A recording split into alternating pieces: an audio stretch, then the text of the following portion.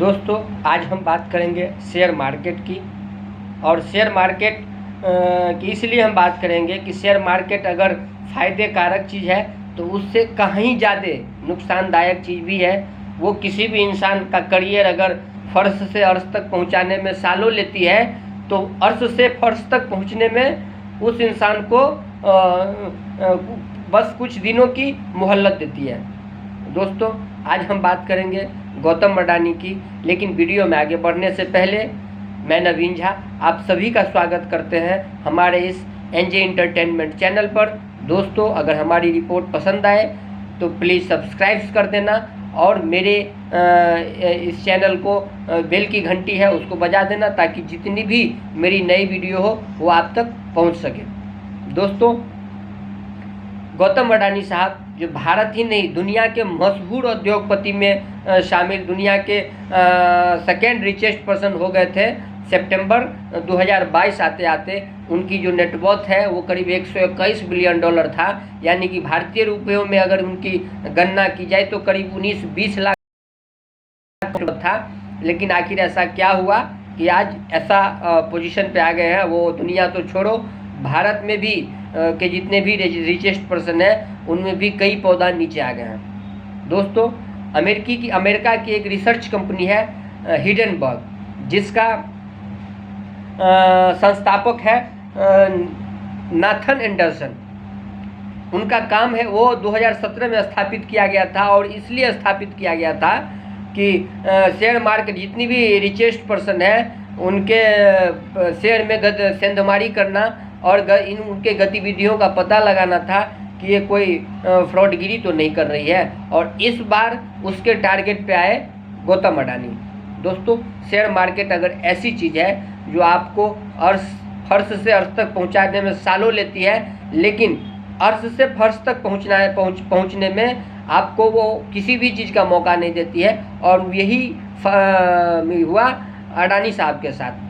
अडानी साहब 24 तारीख को एंडरसन का रिपोर्ट आता है, हिडनबर्ग का रिपोर्ट आता है कि अडानी ग्रुप की जितनी भी कंपनियां हैं वो शेयर मार्केट में धोखाधड़ी कर रही है। और धोखाधड़ी क्या कर रही है मैं ड्यू टू पॉइंट आपको बता रहा हूँ। उनका कहना है कि वो जितने भी छोटे देशों में टैक्सेबल जहाँ पे टैक्स विदाउट टैक्स है उनका कारोबार रहता है, वहाँ का पैसा क्या करते हैं वो शेयर मार्केट में लगाते हैं। दूसरा नंबर था जिसको सेल बॉन्ड बोला जाता है। दूसरा नंबर बोला है हिडनबर्ग ने बताया है, आरोप लगाया है कि अडानी की जितनी भी कंपनी है उसमें वो खुद का सेल्फ शेयर होल्डर रहते हैं 75%। भाई ये तो सत्य है कि कोई भी मान लो वो उनका अधिकार है, किसी भी कंपनी का अधिकार होता है कि वो खुद का 75% तक भागीदारी बन सकता है। तो दोस्तों ये 24 तारीख को हिडनबर्ग ने रिपोर्ट जारी करता है कि अडानी जो है, अडानी समूह जो है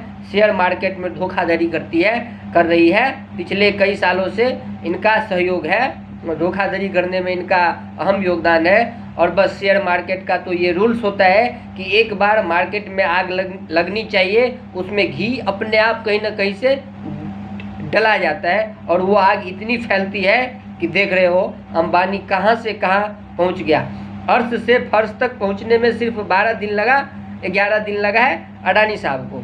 दोस्तों आज अडानी मुश्किल में है तो ये नहीं कि वो भगोड़ा है। आज इल्ज़ाम लगाया जा रहा है कि LIC डूब जाएगा, जितने भी बैंक है वो डूब जाएगा, या जो भी जहाँ से भी कर्जा लिया है वहाँ से डूब जाएगा। तो ऐसी बात नहीं है दोस्तों। अडानी से लाखों आदमियों का परिवार चलता है, अडानी से लाखों करोड़ों आदमियों का परिवार चलता है।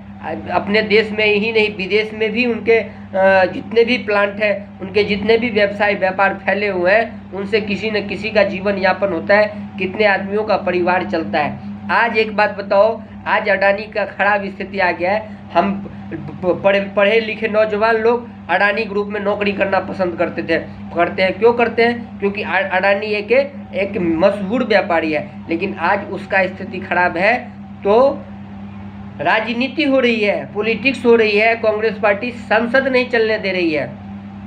भाई ऐसा आखिर क्यों? अगर वो टॉप रिचेस्ट पर्सन में अपना नाम शुमार किया उसमें क्या दिक्कत थी? अगर हाँ शेयर में सेंधमारी हुआ है तो अडानी ने बोला है कि इस पर हम अदालत जाएंगे, उस पर देखा जाएगा, उस पर ब्लेम किया जाएगा। लेकिन ये LIC अडानी की जितनी नेटवर्क है, अडानी साहब का नेटवर्क अगर कितना भी गिर जाए तो उतना ज़रूर रहेगा कि जितना उनके ऊपर कर्जा है, वो SBI बैंक का हो, चाहे LIC का हो, चाहे किसी भी PNB का हो या किसी भी चीज़ का हो, टोटल मिला के कुल मिला के हमको जहाँ तक मेरे पास आंकड़ा आ रहा है 82,82,000 करोड़ रुपया अडानी के ऊपर कर्जा है भारतीय बैंकों का, और विदेशी बैंकों का भी कर्जा है अडानी के ऊपर।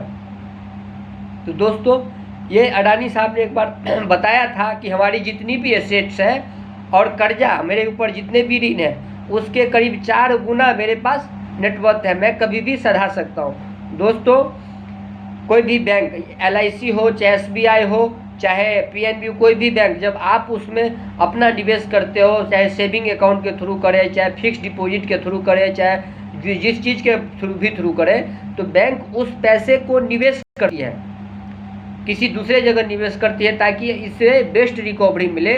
और अडानी ग्रुप में उस जगह पे निवेश किया गया है पैसे, बैंक के पैसों को, जहां कोई डूबने का कोई चांस नहीं है, और कितना भी डूब जाए तो अडानी का नेटवर्थ उतना बचेगा जितना एसेट्स है उसका, उसके करीब 1/3 है उनका लोन अमाउंट।